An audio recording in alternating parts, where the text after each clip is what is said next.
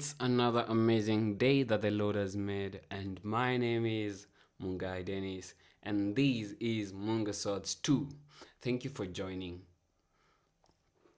Uh, like I said last time, if you've not watched the first episode, kindly go to Mungahsode 1. This is Mungahsode 2. Like I said last time, I'll be sharing my wisdom on this podcast through explaining some of the poems that I've written in the past years of my life. And today I have an amazing spoken word piece that we're going to discuss that really, really touched my life. You don't have to try so hard. You have to try so hard. You don't have to try so hard. So confusing, right? The kind of world we're living in right now is really, really confusing as vijana. The kind of world we're living in right now is really confusing for us youth. And I feel like we are always tumbling into things that we should do and things we shouldn't do. And it's really confusing. What should I do? What shouldn't I do? Where am I and where am I not? And today's podcast is very favorable of you because on this Mungasode 2, I'm going to explain an epic spoken word poem titled At 25. So if you've not heard the spoken word piece, it's on my YouTube channel in my and in my kind of album. It's called the 24 years of a 24 years as a slave, and at 25 basically explains that after 24 years there are things I'm experiencing and things I'm learning and things I thought I learned that I haven't really learned. And yeah, I'm really joyful to be doing this. uh, At 25, you realize you can't take back the decisions you've made as a boy because you want to be 17 again. You realize that time flies and it goes with the ones that honor it. You realize that you can't be young again. You just end endlessly. And we're all in that space.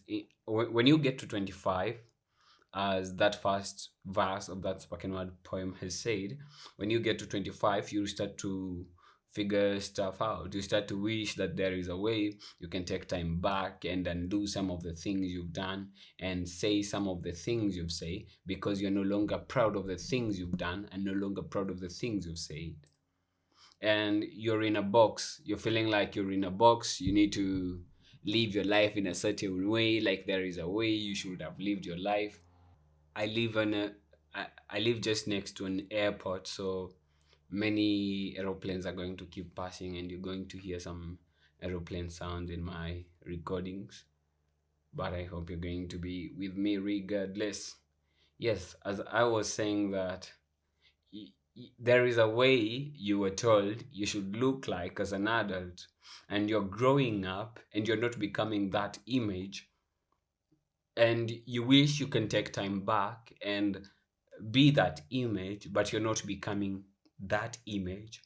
And you start to feel like someone should have warned you so that you honor time, like the friends you saw spending their time on, you know, things that matter, on things that actually can transform your life. But apparently, you're not those friends. Apparently, you are not those friends, and there is no way you can become them, and there is no way they can become you. And life is happening to everyone around you, especially the people you thought you knew and whose destinies in some way you were like, this guy's gonna turn out this way, and this friend of mine is gonna turn out this way.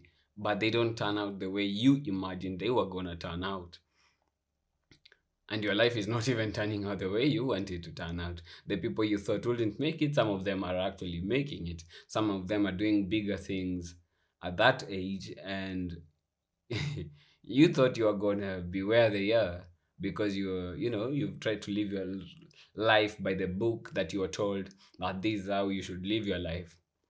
But apparently, that's just not it. It's not working out for you that way. Yeah, so you can't be young again, and age is catching up with you. And you have these impressions that at 25, I should have accomplished this with my life. At this age, I should have accomplished this with my life. And it's not happening for you. And I'm not saying it's a bad thing. I'm not saying it's a good thing. I'm just saying this is the reality. Let's continue with the poem because I'm not here to tell you, I don't, well, I'm here to share what I did with my life to the best of my ability. I didn't figure it out like some of you would expect. It didn't turn out as perfectly, but I'm doing something. I'm trying to do something with it. And I'm really glad that I'm where I am. I'm happy and grateful to God for the community He has surrounded me with. And I have so many things to be grateful for. Yeah, so at 17, they